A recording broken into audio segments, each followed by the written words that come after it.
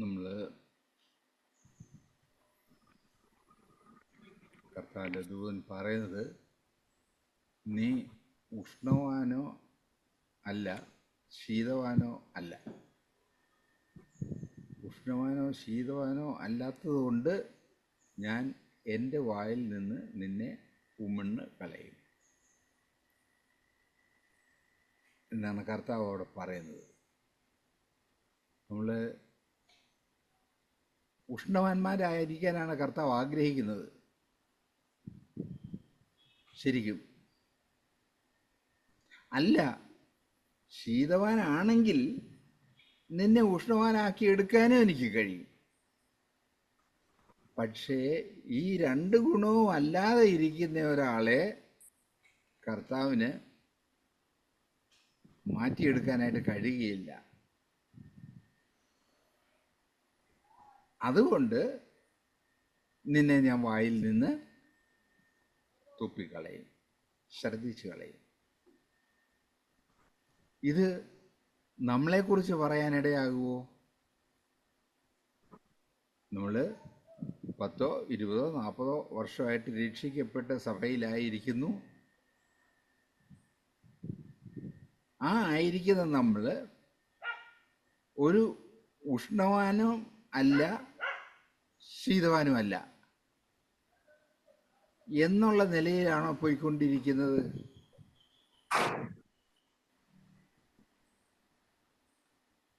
സഭയിൽ നമ്മളെ ഉത്സാഹിപ്പിക്കാനുള്ള വചനങ്ങൾ കേൾക്കുമ്പോൾ അതിന് ഉള്ള ഒരു പ്രതികരണം നമ്മളിൽ ഉണ്ടാകണ്ടേ? അതോ രാവിലെ വന്നതുപോലെ തന്നെ തിരിച്ചു പോവുകയാണോ? ഒരു പ്രതികരണം, കേൾക്കുന്ന വചനങ്ങൾക്ക് ഒരു വ്യത്യാസം നമ്മളിൽ ഉണ്ടാകണ്ടേ?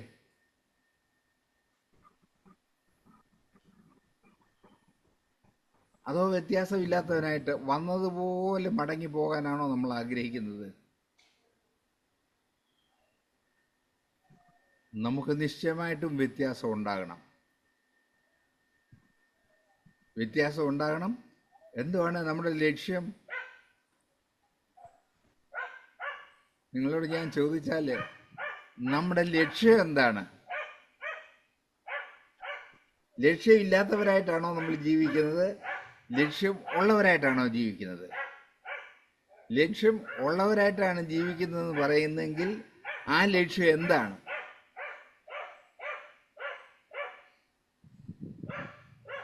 ആ ലക്ഷ്യം നാം യേശുവിനെ പോലെ ആയി തീരണം. അതായിരിക്കണം നമ്മുടെ ലക്ഷ്യം. നമ്മളെ പാപ ശരീരത്തിൽ, പാപ ജീവിതത്തിൽ നിന്ന് നമ്മളെ അവൻ വിലയ്ക്ക് വാങ്ങിച്ചിട്ട് അവൻ്റെ രക്തത്താലെ നമ്മളെ കുളിപ്പിച്ച് ശുദ്ധീകരിച്ച് നമ്മളെ വിശുദ്ധിയിൽ നിന്ന് വിശുദ്ധിയിലേക്ക് കൊണ്ടുപോകാനാണ് കർത്താവ് ആഗ്രഹിക്കുന്നത്. അതെവിടെ വരെ? അവനെ പോലെ വിശുദ്ധനായി തീരുവാൻ. എന്നിട്ട് നമ്മളുടെ ജീവിതത്തിൽ അങ്ങനെ ഒരു കാര്യം ഉണ്ടായിട്ടുണ്ടോ? ഇന്നലത്തേതിനേക്കാൾ ഞാൻ ഇന്ന് കർത്താവിനോട് കൂടുതൽ അടുത്തിരിക്കുന്നു എന്ന് പറയാൻ, അല്ലെ മറ്റുള്ളവർ കാണാൻ ഇടയാകുന്നുണ്ടോ? അത് നമ്മളെല്ലാവരും ചിന്തിക്കേണ്ട കാര്യമാണ്. അല്ല, അങ്ങനെ ഉണ്ടാകുന്നില്ലെങ്കിൽ കർത്താവേ, എനിക്ക് ഒരു വീണ്ടും ജന്മം വേണം. അപ്പൊ വീണ്ടും ജന്മം അവിടെ ഉണ്ടായിട്ടില്ല എന്നാണ് എൻ്റെ അർത്ഥം.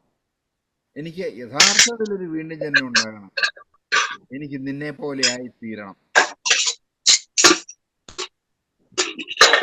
ആ വലിയ താല്പര്യത്തോടെ വേണം നമ്മൾ മുന്നോട്ട് പോകാൻ. ആ വലിയ താല്പര്യം നമുക്ക് ഉണ്ടാകുമ്പോൾ മാത്രമേ ഈ കർത്താവിനെ ഫോളോ ചെയ്യാൻ നമ്മൾ നിരന്തരമായിട്ട് ഉത്സാഹിക്കത്തുള്ളൂ, ആഗ്രഹിക്കത്തുള്ളൂ. ആ ആഗ്രഹമില്ലാതെ കർത്താവിനെ പോലെ ആക്കി തീർക്കാൻ ഒക്കുവോ? ഒരിക്കലുമില്ല. ആഗ്രഹമില്ലാത്തവരെ അതിലേക്ക് കൊണ്ടുവരാനായിട്ട് കഴിയുകയില്ല. അതുകൊണ്ട് നമുക്ക് ഒരു ലക്ഷ്യം വേണം.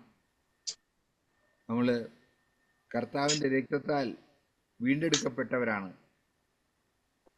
എനിക്ക് അവനെ പോലെ ആയിത്തീരണം എന്നുള്ള ആഗ്രഹം നമുക്ക് ഓരോരുത്തർക്കും ഉണ്ടാകണം. അങ്ങനെ ഒരു ആഗ്രഹം ഉണ്ടാകുമ്പോഴേ നമ്മൾ ഒരു തെറ്റിലേക്ക് പോയാൽ ഉടനെ തന്നെ മാനസാന്തരത്തിൻ്റെ ആഗ്രഹം ഉണ്ടായി മാനസാന്തരപ്പെടുകയുള്ളൂ. മാനസാന്തരപ്പെട്ട് ജീവിച്ച് മുന്നോട്ട് പോകണം. ഒരു പ്രാവശ്യം മാനസാന്തരപ്പെട്ടു, അത് അല്പകാര്യത്തിന് മാത്രമായിരിക്കും. പിന്നെ അധിക കാര്യം വീണ്ടും ഉണ്ട്. വീണ്ടും മാനസാന്തരത്തിലേക്ക് നമ്മൾ വരണം. അങ്ങനെ യേശുവിനെ പോലെ ആയിത്തീരണം. നമ്മളെക്കുറിച്ച് കർത്താവ് ആഗ്രഹിക്കുന്നത് അവനെ പോലെ ആയിത്തീരണം എന്നുള്ളതാണ്. അപ്പോൾ ആ ലക്ഷ്യം വെച്ചുകൊണ്ട് നമ്മൾ മുന്നോട്ടോടാം. അതുകൊണ്ട് കർത്താവ് നോക്കുമ്പം നമ്മൾ ശീതവാനുമല്ല ഉഷ്ണവാനുമല്ല എന്നുള്ള അവസ്ഥയിൽ ആയിരിക്കാൻ ഇടയാകരുത്. നമുക്ക് കർത്താവിനെ പോലെ ആയിത്തീരാനുള്ള ഉത്സാഹത്തിൽ കർത്താവിൻ്റെ പുറകെ നടക്കുന്നവനായിത്തീരണം. അബദ്ധം പറ്റും, തെറ്റുപറ്റും. പക്ഷെ തെറ്റ് പറ്റിയാൽ, അബദ്ധങ്ങൾ പറ്റിയാൽ അത് കറക്റ്റ് ചെയ്യപ്പെടണം. യേശുവാണ് നമ്മുടെ മാതൃക. യേശു പോയതുപോലെയാണോ ഞാൻ ഈ പോകുന്നത്? യേശു സംസാരിച്ചതുപോലെയാണോ ഞാൻ ഈ സംസാരിക്കുന്നത്? അല്ല, അതിൽ നിന്ന് കുറവുണ്ടെന്നുണ്ടെങ്കിൽ അതിലേക്ക് നമ്മൾ വരണം. അതിനുള്ള വലിയ താല്പര്യത്തോടെ കർത്താവേ, എനിക്ക് കഴിഞ്ഞില്ല, നിന്നെപ്പോലെ പ്രവർത്തിപ്പാനായിട്ട് ആ സാഹചര്യം വന്നപ്പോൾ എനിക്ക് കഴിഞ്ഞില്ല എന്നുള്ള കരച്ചിലൂടെ കർത്താവിൻ്റെ മുമ്പിൽ വന്ന് നമ്മൾ അതുപോലെ ആയിത്തീരാനുള്ള ശക്തി പ്രാപിക്കണം. ആ ശക്തി പ്രാപിച്ച് നമ്മൾ മുമ്പോട്ട് പോകണം. അവ മാത്രമേ നമ്മൾ ദേശത്ത് ഒരു സാക്ഷിയായി തീരത്തുള്ളൂ. അല്ലെ നമ്മുടെ ഭവനത്തിൽ ഒരു സാക്ഷിയായി തീരത്തുള്ളൂ. ആദ്യം നമ്മൾ നമ്മുടെ ഭവനത്തിൽ ആയിത്തീരണം. അത് കഴിഞ്ഞ് നമ്മൾ നമ്മുടെ ദേശത്ത് സാക്ഷിയായിത്തീരണം. അവിടുന്ന് പിന്നെ മുന്നോട്ട് പോകും. അതുകൊണ്ട് ഈ കഴിവില്ലായ്മ നമ്മൾ കർത്താവിൻ്റെ സന്നിധിയിൽ വെച്ചിട്ട്, കർത്താവെ, എൻ്റെ ഈ കുറവ് അവിടുന്ന് പരിഹരിച്ച് തരണേ, എനിക്ക് കഴിയുന്നില്ല എന്ന് നമ്മൾ കർത്താവിനോട് പറയുകയാണെങ്കിൽ കർത്താവ് നമ്മളെ ഉത്സാഹിപ്പിക്കും.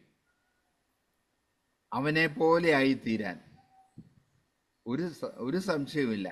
അവനെ പോലെ ആയിത്തീരാൻ കർത്താവ് നമ്മളെ ഉത്സാഹിപ്പിക്കും. അങ്ങനെ നമുക്ക്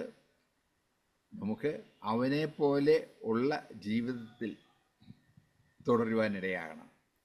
കാരണം അവനെ കൊടുക്കാനാണ് നമ്മളെ ഈ ലോകത്തെ ആക്കി വെച്ചിരിക്കുന്നത്.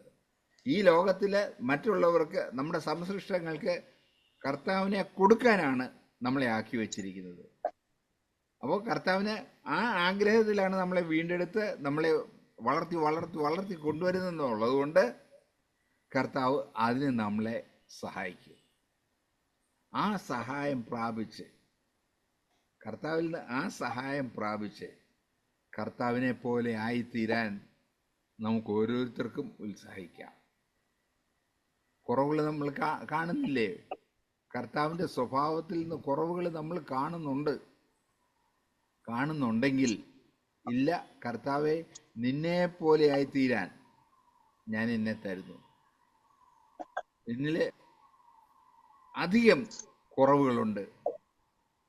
കുറവുകളെ മാറ്റി നിന്നെ പോലെ ആയിത്തീരാൻ ഞാൻ എന്നെ സമർപ്പിക്കുന്നു എന്നുള്ള പ്രാർത്ഥനയോടെ നമ്മൾ ദിവസവും മുന്നോട്ട് പോവുകയാണെങ്കിൽ കർത്താവ് നമ്മെ ഓരോരുത്തരെയും അവനെ പോലെ തന്നെ ആക്കി തീർക്കും. അതിന് സംശയമില്ല. അതിനായിട്ട് നമ്മൾ ഓരോരുത്തരും ഉത്സാഹിക്കാം. നമ്മളതിന് വേണ്ടിയിട്ട് പ്രവർത്തിക്കാം. ദൈവം നമ്മളെ ഓരോരുത്തരെയും സഹായിക്കട്ടെ. So we've been hearing about how the Holy Spirit is like a fire. നമ്മളെ പരിശുദ്ധാത്മാവ് എങ്ങനെ ഒരു അഗ്നിയെപ്പോലെ ആയിരിക്കുന്നു എന്നുള്ള കാര്യം നമ്മൾ കേൾക്കുകയായിരുന്നല്ലോ. So fire has this property. അഗ്നിക്ക് ഈ ഒരു സ്വഭാവമുണ്ട്. It burns up what it cannot purify. അത് ശുദ്ധീകരിക്കാൻ പറ്റാത്ത കാര്യത്തെ അതങ്ങ് കത്തിച്ചു കളയും. And it purifies what it cannot burn up.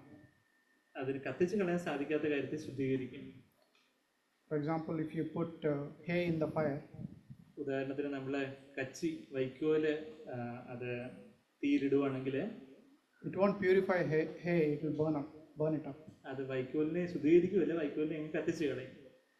And if you put gold or any metal in the fire, സ്വർണം അല്ലെങ്കിൽ വേറെ ഏതെങ്കിലും ഒരു മെറ്റൽ അത് നമ്മൾ അഗ്നിയിലിടുവാണെങ്കിൽ അതിനെ ശുദ്ധീകരിക്കും. it will purify it. It won't burn it up, it will purify it. It will remove all the impurities. സ്വർണം അതുപോലുള്ള ലോഹമൊക്കെ ആണെങ്കിൽ അതിൻ്റെ ഇമ്പ്യൂരിറ്റീസ്, അതിൻ്റെ അഴുക്ക് മാലിന്യങ്ങളെ കഴുകി മാറ്റി അതിനെ ശുദ്ധീകരിക്കും. So when we are filled with the Holy Spirit, നമ്മളെ പരിശുദ്ധാത്മാവിനെ നിറഞ്ഞിരിക്കുമ്പോൾ, the Holy Spirit is a fire. പരിശുദ്ധാത്മാവ് ഒരു അഗ്നിയാണ്. God is a consuming fire. ദൈവം ഒരു ദഹിപ്പിക്കുന്ന അഗ്നിയാകുന്നു എന്ന് നമ്മൾ വായിക്കുന്നു. The Holy Spirit is God's Spirit. പരിശുദ്ധാത്മാവ് എന്ന് പറയുന്നത് ദൈവത്തിൻ്റെ ആത്മാവാണ്. So when He comes into us, into our hearts, നമ്മുടെ ആത്മാവിലേക്ക്, നമ്മുടെ ഹൃദയങ്ങളിലേക്ക് പരിശുദ്ധാത്മാവ് വരുമ്പോൾ, all that cannot be purified, He will burn up. നമ്മളിൽ പ്യൂരിഫൈ ചെയ്യാൻ, ശുദ്ധീകരിക്കാൻ പറ്റാത്ത കാര്യങ്ങളെല്ലാം പരിശുദ്ധാത്മാവ് ഇരിച്ചു കളയും. And whatever cannot be burnt up will be purified. എന്തൊക്കെ ഇരിച്ചു കളയാൻ സാധിക്കത്തില്ലയോ അതെല്ലാം കർത്താവ് പരിശുദ്ധാത്മാവ് ശുദ്ധീകരിക്കും. So all the evil, wickedness and sin will be burnt up. നമ്മളിലുള്ള തിന്മയും പാപവും എല്ലാം, ദുഷ്ടതയെല്ലാം പരിശുദ്ധാത്മാവ് ഇരിച്ചു കളയുന്നു. But there are certain things like faith, love, these will be purified. നമ്മളുടെ സ്നേഹം, നമ്മളുടെ വിശ്വാസം, അങ്ങനെയുള്ള കാര്യങ്ങളൊക്കെ കൂടുതൽ ശുദ്ധമാകുന്നു. We read in 1 Peter chapter 1 about your faith being purified with fire. 1 Petrus 1:6 നമ്മളുടെ വിശ്വാസം അഗ്നിയാൽ ശുദ്ധീകരിക്കപ്പെടുന്നതിനെ കുറിച്ച് നമ്മൾ വായിക്കുന്നുണ്ട്. And our love also is purified through different trials and testings. നമ്മളുടെ സ്നേഹവും പല പരിശോധനകളിലൂടെ, പല പ്രയാസങ്ങളിലൂടെ ശുദ്ധീകരിക്കപ്പെടും. God purifies our motives, the reason why we are serving God. നമ്മളുടെ ഉദ്ദേശങ്ങളെ, നമ്മൾ എന്തുകൊണ്ട് കർത്താവിനെ സേവിക്കുന്നു, ശുശ്രൂഷിക്കുന്നു എന്നുള്ള ഉദ്ദേശങ്ങളെയൊക്കെ പ്യൂരിഫൈ ചെയ്യുന്നു കർത്താവ് കൂടുതൽ ശുദ്ധീകരിക്കുന്നു. So this is the work of the Holy Spirit, the purifying work of the Holy Spirit. ഇതാണ് പരിശുദ്ധാത്മാവിനെ ശുദ്ധീകരിക്കുന്ന ഒരു പ്രവൃത്തി. And whenever the Holy Spirit is trying to burn up all the evil things in us, we have to cooperate with Him. നമ്മളിൽ ഉള്ള തെറ്റായ കാര്യങ്ങളെ, ദുഷ്ടതയാർന്ന മലിനമായ കാര്യങ്ങളെയൊക്കെ പരിശുദ്ധാത്മാവ് ഇരിച്ചു കളയാൻ ശ്രമിക്കുമ്പോൾ നമ്മൾ പരിശുദ്ധാത്മാവിനോട് നമ്മൾ സഹകരിക്കേണ്ടതായിട്ടുണ്ട്. So we know that if there is garbage in our home, we would like to dispose of it as soon as possible. നമ്മളിൽ ചപ്പചവറ് മാലിന്യങ്ങളൊക്കെ നമ്മുടെ വീട്ടിലുണ്ടെങ്കിൽ അത് എത്രയും വേഗം അത് ഡിസ്പോസ് ചെയ്യാൻ, അത് ദഹിപ്പിച്ച് കളയാൻ നമുക്ക് ആഗ്രഹമുണ്ട്. In Bangalore where we live, the garbage truck comes only twice a week. ഞങ്ങൾ താമസിക്കുന്ന ബാംഗ്ലൂരിൽ ഈ മാലിന്യങ്ങളൊക്കെ കൊണ്ടുപോകുന്ന ട്രക്ക് ആഴ്ചയിൽ 2 തവണയേ വരുള്ളൂ, Monday and Friday. തിങ്കളാഴ്ചയും വെള്ളിയാഴ്ചയും. And we don't want to miss any of those 2 days. ആ 2 ദിവസങ്ങൾ ഞങ്ങൾ മിസ് ചെയ്യാൻ ഒട്ടും ആഗ്രഹിക്കത്തില്ല. So I make an effort to wake up early on those 2 days so that I won't miss the garbage truck. ആ 2 ദിവസം വളരെ നേരത്തെ എഴുന്നേറ്റ് മാലിന്യത്തിൻ്റെ വണ്ടി മിസ് ചെയ്യാതിരിക്കാൻ ഞങ്ങൾ വളരെ ശ്രദ്ധാലുക്കളായിട്ട് എഴുന്നേക്കും. That's because we don't want to keep garbage in our home. നമ്മളുടെ വീട്ടിലെ മാലിന്യ കൂമ്പാരം നമുക്ക് സൂക്ഷിക്കാൻ ഒട്ടും താല്പര്യമില്ല. The garbage truck is helping us to get rid of that garbage. ആ ഗാർബേജ് ട്രക്ക്, ആ ഗാർബേജ് വണ്ടി, ആ മാലിന്യ കൂമ്പാരം കൊണ്ടുപോകുന്ന വണ്ടി ഞങ്ങളുടെ വീട്ടിലെ മാലിന്യങ്ങൾ ശുദ്ധീകരിക്കാൻ വേണ്ടി ഞങ്ങളെ സഹായിക്കുന്നു. The Holy Spirit also is trying to help us to get rid of all the garbage in our hearts. പരിശുദ്ധാത്മാവ് നമ്മളിലുള്ള മാലിന്യങ്ങളൊക്കെ അതൊക്കെ ഇരിച്ചു കളയുവാൻ പരിശുദ്ധാത്മാവ് നമ്മളെ സഹായിക്കുന്നു. Not twice a week, അത് ആഴ്ച 2 തവണയല്ല, but every day. എല്ലാ ദിവസവും. But we have to cooperate with Him. നമ്മൾ അവിടുത്തോട് നമ്മൾ സഹകരിക്കേണ്ടതായിട്ടുണ്ട്. If the Lord shows us there is garbage, we have to accept that. നമ്മളിലെ എന്തെങ്കിലും മാലിന്യങ്ങൾ ദൈവം കാണിച്ചു തരുമ്പോൾ നമ്മളത് അംഗീകരിക്കേണ്ടതായിട്ടുണ്ട്. If we cling on to it, then He cannot help us. നമ്മൾ പക്ഷേ ആ മാലിന്യവും കെട്ടിപ്പിടിച്ചുകൊണ്ടിരിക്കുകയാണെങ്കിൽ കർത്താവിന് നമ്മളെ സഹായിക്കാൻ സാധിക്കത്തില്ല. So whenever the Lord says something is your faith is not strong enough, or if your love is not pure, then we have to accept it. നമ്മളുടെ സ്നേഹം അത്ര ശക്തിയുള്ളതല്ല, നമ്മളുടെ വിശ്വാസം അത്ര ബലമുള്ളതല്ല എന്നുള്ള കാര്യം കർത്താവ് കാണിച്ചു തരുമ്പോൾ നമ്മളത് അംഗീകരിക്കണം. That means we love God, or there may be some impurity in our motives. We may be seeking our own when we are serving God. നമ്മൾ കർത്താവിനെ ശുശ്രൂഷിക്കുമ്പോൾ നമ്മളുടെ സ്വയത്തെ തന്നെ അന്വേഷിക്കുന്ന ചില ദുരുദ്ദേശങ്ങൾ നമുക്കുണ്ടാകാം.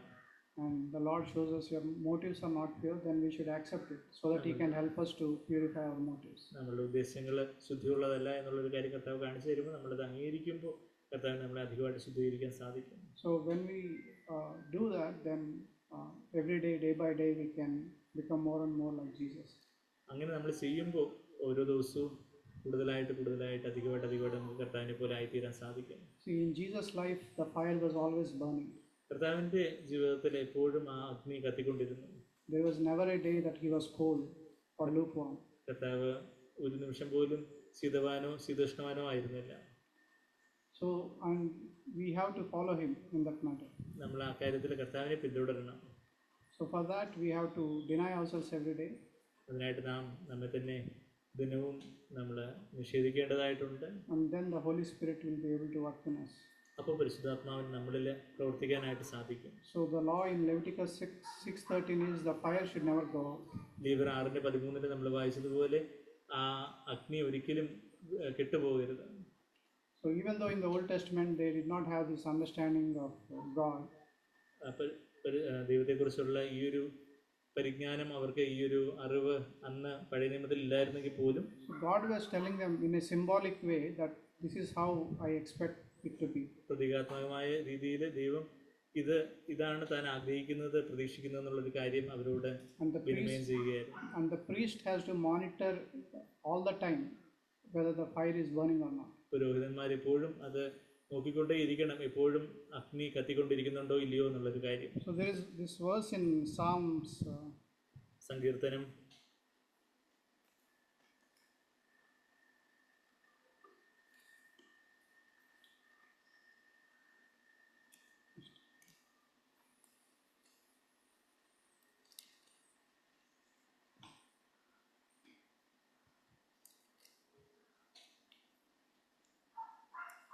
134 134 സങ്കീർത്തനത്തിൽ നമ്മളിങ്ങനെ വായിക്കുന്നു. verse 1. അതിൻ്റെ ഒന്നാമത്തെ വാക്യം, അല്ലയോ രാത്രികാലങ്ങളിൽ യഹോവയുടെ ആലയത്തിൽ നിൽക്കുന്നവരായി യഹോവയുടെ സകല ദാസന്മാരുമായി ഉള്ളവരെ യഹോവയെ വാഴ്ത്തുവിൻ. So when I read this verse, I thought, why will they serve by night in the house of the Lord? ഞാനത് വായിച്ചപ്പോൾ ഞാൻ ചിന്തിച്ചിട്ടുണ്ട്, എന്തുകൊണ്ട് അവർ രാത്രിയിൽ കർത്താവിനെ ശുശ്രൂഷിക്കാനായിട്ട് നിൽക്കേണ്ടത്.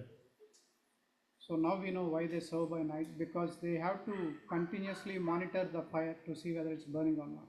ഇപ്പം നമുക്കറിയാം എന്തുകൊണ്ട് അവർ രാത്രിയിലും നിൽക്കേണ്ടതായിട്ടുള്ളത്. അത് എപ്പോഴും ആ ആലയത്തിൽ അഗ്നി കത്തുന്നുണ്ടോ എന്നുള്ള കാര്യം ഉറപ്പുവരുത്താനായിട്ട് അവർ രാത്രിയിലും കർത്താവിനെ ശുശ്രൂഷിക്കേണ്ടതായിട്ടുണ്ട്. So in the new covenant, all of us are called to be priests. ഇന്ന് പുതിയ ഉടമ്പടിയിൽ നമ്മളെല്ലാവരും നമ്മളെ പുരോഹിതന്മാരായിട്ട് വിളിക്കപ്പെട്ടവരാണ്. And as a priest, I have to continually monitor whether this fire is burning or not. ഒരു പുരോഹിതൻ എന്ന നിലയിൽ ഈ അഗ്നി എന്നും എപ്പോഴും കത്തിക്കൊണ്ടിരിക്കുന്നു എന്നുള്ള കാര്യം ഞാൻ എപ്പോഴും ശ്രദ്ധിച്ചുകൊണ്ടേയിരിക്കേണ്ട ഒരു കാര്യമാണ് In my own life. എൻ്റെ സ്വന്തം ജീവിതത്തിൽ. So when I do that, I can make sure that if it is going down, I can stir it up once again. അത് തണുത്ത് പോവുകയാണെങ്കിൽ അത് വീണ്ടും ഇരിച്ച് കത്തിക്കുവാൻ എനിക്ക് ഉത്സാഹിക്കാം. So we need continual fuel to keep the fire burning. എപ്പോഴും അത് കത്തിക്കൊണ്ടേയിരിക്കുന്നതിനായിട്ട് ഇന്ധനം നിരന്തരമായിട്ട് ഈ അഗ്നിക്ക് ആവശ്യമുണ്ട്. So by reading the word of God, by praying, by fellowship, we can keep stirring up this fire. ഈ അഗ്നി തുടർന്ന് കത്തിക്കുന്നതിനായിട്ട് ദൈവവചനം വായിക്കുവാനും പ്രാർത്ഥിക്കുവാനും കൂട്ടായ്മ ആചരിക്കുകയൊക്കെ ചെയ്യുമ്പോൾ നമ്മൾ ഈ അഗ്നിയെ അധികം ആളി കത്തുവാൻ സഹായിക്കുന്നു. By reading books written by men of God or listening to their messages, we can keep this fire burning. ദൈവമനുഷ്യരുടെ സന്ദേശങ്ങൾ കേൾക്കുകയും അവരുടെ പുസ്തകങ്ങൾ വായിക്കുകയൊക്കെ ചെയ്യുമ്പോൾ ഈ അഗ്നി അധികമായിട്ട് കത്തുവാൻ സഹായിക്കുന്നു. May the Lord help us to do that. കർത്താവ് നമ്മളെ അതിനായിട്ട് സഹായിക്കുന്നു. എനിക്ക് ഒരു എന്താണ് ഇന്നത്തെ മീറ്റിംഗ് ഒരു കണ്ടിന്യൂഷൻ പോലെയായിരുന്നു. ഇന്നലെ ഞാൻ കേട്ട ഒരു സൺഡേ സ്കൂൾ, നമുക്കിതിനൊരു സൺഡേ സ്കൂൾ ഉണ്ടായിരുന്നു. അപ്പോൾ അതിൻ്റെ എന്താണ് ആദ്യം എനിക്ക് കിട്ടിയൊരു ദൈവത്തിൻ്റെ വചനവും അതിൻ്റെ ബാക്കിയായിട്ട അതിൻ്റെ അടുത്ത എപ്പിസോഡായിട്ടാണ് എനിക്കിന്ന് കിട്ടിയത്. ഇന്ന് ആ വേഴ്സ് റെവലേഷൻ ചാപ്റ്റർ 3 അതിനകത്ത് നോക്കുമ്പോൾ അതിനകത്ത് പറയുന്നുണ്ട് verse 17, "You say that I am rich with everything I want, I don't need a thing, and you don't realize that spiritually you are rich and miserable and poor and blind and naked." And verse 18 പറയുന്നത്, "My advice to you is to buy pure gold from me, gold purified by fire. Only then will you be truly rich." ഇതെല്ലാം പറയുമ്പോൾ it's out of his love. Like he wants us he wants our heart to be hot in his love, not cold and soaked in the wetness of this world. അതാണ് actually ദൈവം എന്നോട് സംസാരിച്ചത്. ഈ verse വായിച്ചു കഴിഞ്ഞിട്ട് എനിക്ക് actually love എന്നൊരു കാര്യം ഒരു കംപ്ലീറ്റ് പെർസ്പെക്റ്റീവ് മാറിയതുപോലെ. കാരണം ഫ്രം വാട്ട് ഐ ബിലീവ്ഡ്, എൻ്റെ my perspective was love is something that you feel.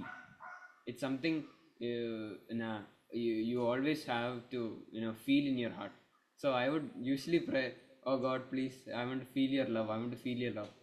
But love is not a feeling, it's a belief.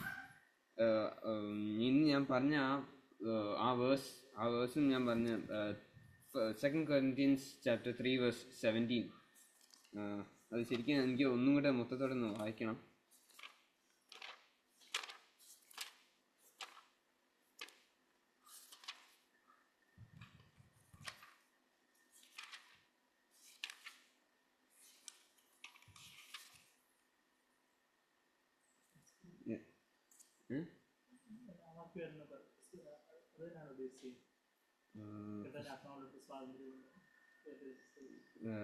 First Corinthians chapter 13 verse 7 ഞാൻ പറഞ്ഞത്, "If you love someone, you will be loyal to him.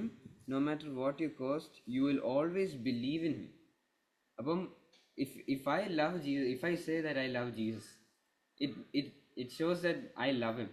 അല്ലെങ്കിൽ if I say that I love Jesus, if I say that I love Jesus, it shows that I believe in him. അപ്പം my first initial the initial phase of which I submitted my life to Christ as a Christian was when I said, "Lord, I believe in that you died for me on the cross. You gave the greatest thing that no man can ever do in the history for my life, for me as a human." So when I believe, ഞാനത് വിശ്വസിക്കുമ്പോൾ it's something out of my love that I'm actually saying, "God, you love me because I love you because I believe this word that you have shown me." So അത് ഞാൻ വിശ്വസിക്കുമ്പോഴാണ് actually it shows that I love him. അപ്പോഴത്തേക്കിനും that's when I actually started to believe that love is not something which is a feeling, it is something that we believe from our hearts. And that belief is what we have to burn. It's something that we have to burn it with God, with the help of the Lord, with the help of the Holy Spirit that God has given us through his Son, which has delivered us after Jesus went up into heaven. യേശു സ്വർഗത്തിൽ പോയ ശേഷം തന്ന പരിശുദ്ധാത്മാവിനാണ് അത്. ആ സഹായത്തോടെയാണ് നമ്മൾ ദൈവത്തോട് ദൈവത്തോട് അടുത്ത് വന്ന് പറയേണ്ടത്, "ദൈവമേ, എന്നെ വിത്ത് യുവർ ഹെൽപ്പ്, നിന്റെ സഹായം കൊണ്ട് I want my love, I want this belief that I love you because you have died for me, you have given the greatest." അതിനകത്ത് പറയുന്നുണ്ട്, if you'll be loyal to him no matter what the cost, you'll always believe in him, always expect the best of him. അപ്പം I believe that he done the best. I don't need to expect now that he has done the best, because he has already done the best for me in my life, in the whole world. Someone who thought of me 2000 years ago, he has done something so great that no other man in this world can do. അത് ഞാൻ വിശ്വസിക്കുമ്പോൾ, when I believe that thing, when I believe that fact, it's not a fact, it's something that really happened. When I believe it, ഞാൻ ശരിക്കും വിശ്വസിക്കുമ്പോൾ, it's something that out of my love I would say, Lord, please, I want this love. From now on, I want my love to be in believing that you died for me. I want, because of this work that you've done for me, ഈ പ്രവൃത്തി എൻ്റെ ഹൃദയത്തിൽ ചെയ്തതുകൊണ്ട് ഞാൻ I want to love you more and more. I want to love you more than equally how much you have loved me. ശരിക്കും ആ ഒരു, എനിക്കത് പറയാൻ അറിയത്തില്ല, പക്ഷെ ഒരു എന്താ പറയുക, ശരിക്കും നമുക്ക് ആ ഇതില്ലെങ്കിൽ, ആ ഒരു പെർസ്പെക്റ്റീവ് നമുക്കില്ലെങ്കിൽ, ആ കംപ്ലീറ്റ്ലി അത് ശരിക്കും ഒരു എന്താ തകർച്ച വരും. എന്നെ ശരിക്കും ദൈവം ഈ കാര്യമാണ് ഓൾമോസ്റ്റ് 1 month എന്നെ ബാക്കിയെല്ലാം ലൈക്ക് ഞാൻ ശരിക്കും ഈ ഒരു എന്താ പറയുക, I was going through this path of stepping down into the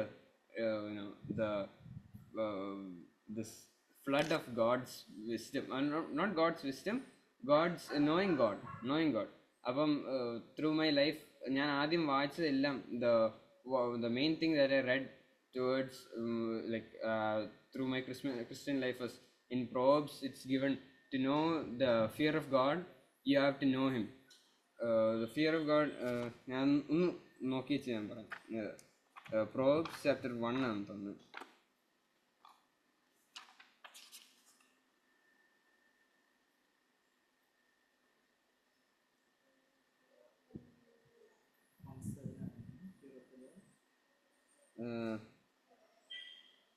Yeah, 1:7. How does a man become wise? The first step is to trust and reverence the Lord. Actually, how does a man become wise എന്ന് actually പറയുന്നത് chapter 2 എനിക്ക് തോന്നുന്നത് പറയുന്നുണ്ട്. To know Lord, to become, how should you know God? To have the knowing of God, to have ദൈവത്തെ ശരിക്കും അറിയണമെന്നൊരു ആഗ്രഹം ഉണ്ടെങ്കിൽ the first step is to have the fear of God. അപ്പം അതിനാണ് ഞാൻ ആക്ച്വലി ആദ്യം പ്രാർത്ഥിച്ചത്, God give me the fear of God. പക്ഷെ അതിനും ഒരു it took me 1-2 weeks maybe.